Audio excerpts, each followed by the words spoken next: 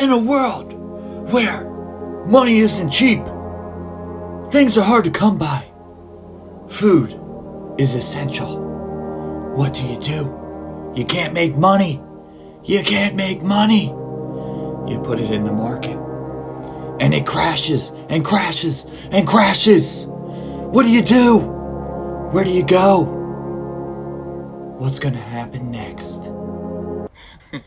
What's up, everybody? It's Chris from One Take, and I'm losing my mind. I'm just kidding. I thought that intro was funny. You gotta laugh sometimes. But today I want to go over quantitative tightening. What the heck is that? So this is just a way that the Fed can bring money out of circulation because they printed way too much in 2020. So that's the goal today. Figure out how they use it. We're going to figure out how much money they need to take out of circulation because they printed way too much in 2020. And also we're going to see the effects of that on the economy, and hint, they're not really great. So that's the goal today, and let's see if we can figure it out. All right, so first thing we need to do is check out the Federal Reserve balance sheet. And what this is just how much the Federal Reserve owns, or how much money that they're actually printing and putting into circulation. So if you look, they increased circulation by $3 trillion in 2020. So that's ridiculous, and that's actually 30% of all the money the US ever had they printed in a year. So clearly there's going to be problems. But to further my point, let's just look at what they bought. So that was mortgage-backed securities and bonds. So both of these together are ways that they can actually influx money into systems. So when you get a mortgage-backed security, what that does is actually loan money to people who are buying houses, investors, and what they do is repay that with interest. And that's great for the Fed because they're making money and they're printing money, so it's good. And also what they do is they buy bonds, and when they do this, they give their money to businesses, and those businesses pay back a premium or interest. So that's how these things work. Ultimately, the Fed is giving money in return for money. So kind of just influxes the market. All right, so now I think it's important to figure out just how much money the Fed was injecting into the economy monthly. And what it turns out to be was $120 billion a month, which is ridiculous. But where did that money go? What was the purpose? So remember, we were talking about mortgage-backed loans. So ultimately, the Fed was injecting money into the housing market, and that's why we saw the housing market go crazy during the 2020 pandemic. But also, we need to remember that they were buying bonds, and we got to remember bonds go and supply money to people with local businesses or companies, and that was to try and keep them afloat during the pandemic. So if we start pulling money out of the market, out of circulation, we could expect a lot of money to be pulled out of those two markets, the housing market and the labor market. And that's why these two can get hit pretty hard when we have quantitative tightening. All right, so now you know what the Federal Reserve balance sheet looks like. It really doesn't look great. They printed way too much money.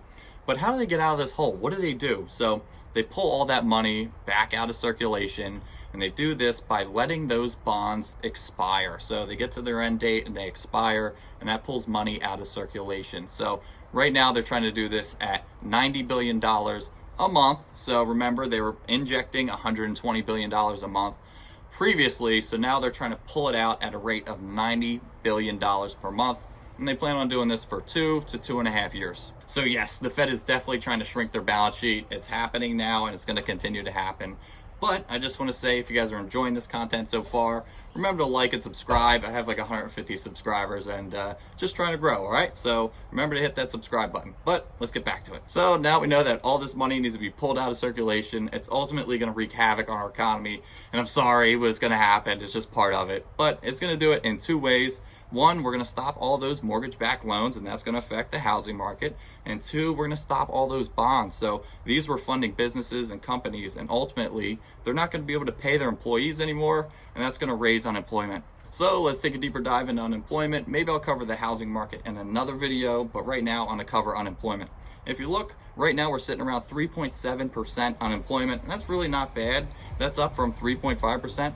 Again, not really bad, but if you look at them together, the trend is in the wrong direction, and ultimately unemployment can continue to rise. And we even had Jerome Powell, the guy who's never honest with us, come out and say, hey, unemployment may continue to rise. The Fed's trying to pull all this money out of circulation at risk of crashing the labor market.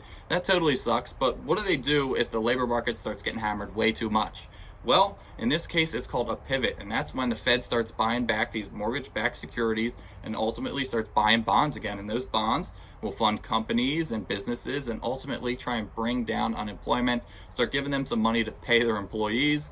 But this is just temporary, so a pivot just happens for a little bit. They try and get the economy back rolling again, and then ultimately start pulling more money out of circulation again, and things start to crash again. So will a pivot occur? Honestly, I'm not sure. I just want to inform you guys that these things happen, because remember, the Fed said they want to pull money out of circulation for 2 to 2.5 years. So if things start rallying in between then, just assume that they're starting to inject a little bit of money into the economy, because it really wasn't looking good. Well, we learned a lot of crap in this video, but I want to go over the major takeaways, and what they are is: 1, the Fed's pulling all this money out of circulation, and that's called quantitative tightening.